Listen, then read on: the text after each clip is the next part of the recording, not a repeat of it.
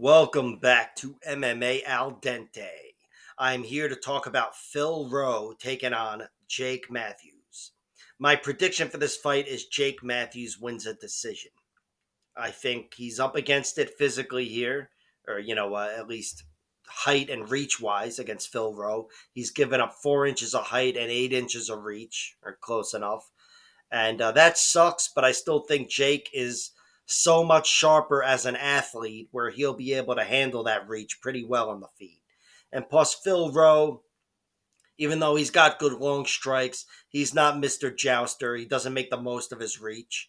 He's much more of a finisher because he throws sharper hooks instead of the jousting jabs and stuff. And I think Jake has to mind his P's and Q's, but historically he's been a very tough guy. Never legitimately been knocked out, even though he was knocked down 3 times against Matthew Semmelsberger. But he still stood tall in that fight, and I think he'll be able to stand up to any shots that do reach him from Phil Rowe. As for my pick for him winning a decision, I think on the feet, he's got such an athletic advantage that he'll be able to handle that reach and he'll be getting off on Phil Rowe. And I also think he'll be able to keep himself safe on the feet. And also, I think his athleticism will only help him win the wrestling battle. Now, grappling wise, they're both really good grapplers, but Phil Rowe is better and certainly the more dangerous grappler here, and probably even the more dangerous striker as far as the finish possibilities go. But I still think Jake Matthews is a really tough guy to get out of there. He's been tapped 3 times, all in the UFC. James Vick caught him with a guillotine choke, which is how I would see Phil Rowe winning, to be honest. And he was caught on the ground in round 3 against Sean Brady and uh, Tony Tony Rocco Martin or Rocco Martin. Both those guys are beasts, and they were able to ground Jake Matthews and go through him down the stretch. I don't think Phil Rowe has the wrestling to win that fight. And Phil Rowe's wrestling isn't bad, but it's more dependent on timing. He's got some nice timely shots, but everything's got to be perfect because he's shooting from a mile up in the air, and he's fighting, again, a much quicker, more agile athlete here in Jake Matthews. So it's an interesting fight. I don't think Jake can ever relax because he's always facing the more dangerous guy no matter where the fight is. But I'm picking Jake to navigate this fight with his athleticism and to get through all the danger of Phil Rowe while winning the points battle. Getting off on him on the feet despite the height advantage and the reach advantage. And on the ground, probably not threatening Phil at all, but keeping himself safe from Phil Rowe. Phil Rowe is dangerous everywhere, and you can never relax with him. He's got some nice sweeps as well. Just a really tough guy to handle on the ground. But Jake, I think he's got good enough jiu-jitsu to keep himself safe and the athletic and wrestling advantage to keep himself on top, which is what generally wins the points battle on the ground.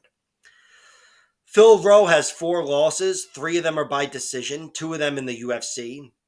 Really close fights with Gabe Green and with Neil Magny. The Gabe Green fight, Phil had a lot of success with grappling, but he got his legs chopped down in the second half of that fight, really in round 2. He had his legs chopped down, and that was the difference maker altogether. And against Neil Magny, it was another really close fight, and he did have moments with his grappling, but not like he did in other fights, and Neil was really able to neutralize him and win a tight decision. His other 2 losses come in his first 2 fights. One was a decision I haven't seen, but the other one was a knockout. It happened in 2 minutes. I saw it. It's a half a strike against his chin, but it's his first pro fight ever, and it's 10 years ago, so I don't completely hold it against him. Having said that, Phil was rocked against Nico Price in round 3 of their fight, where he was on skates, and I thought he was going to get finished.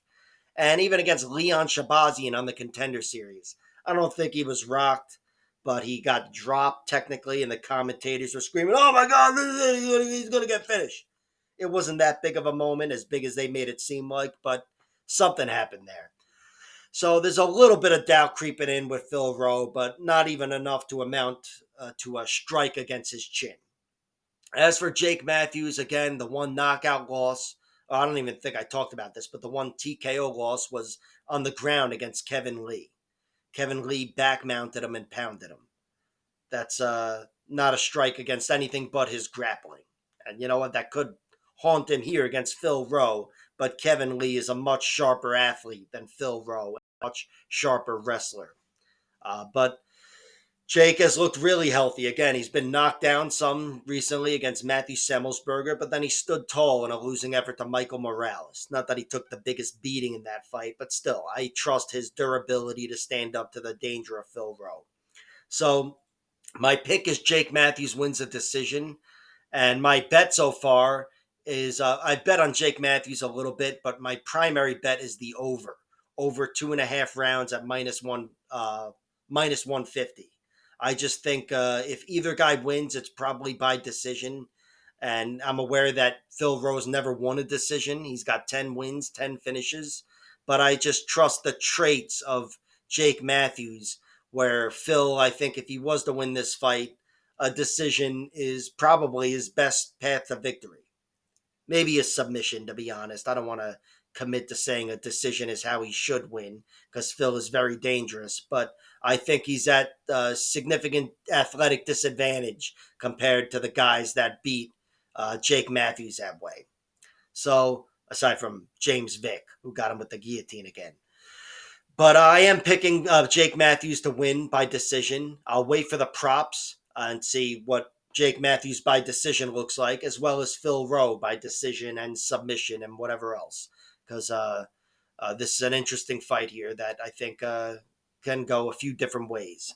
So Jake Matthews by decision is the pick, and the bet is so far primarily over 2.5 rounds. Like, share, subscribe, all that horse shit. Check out my other videos.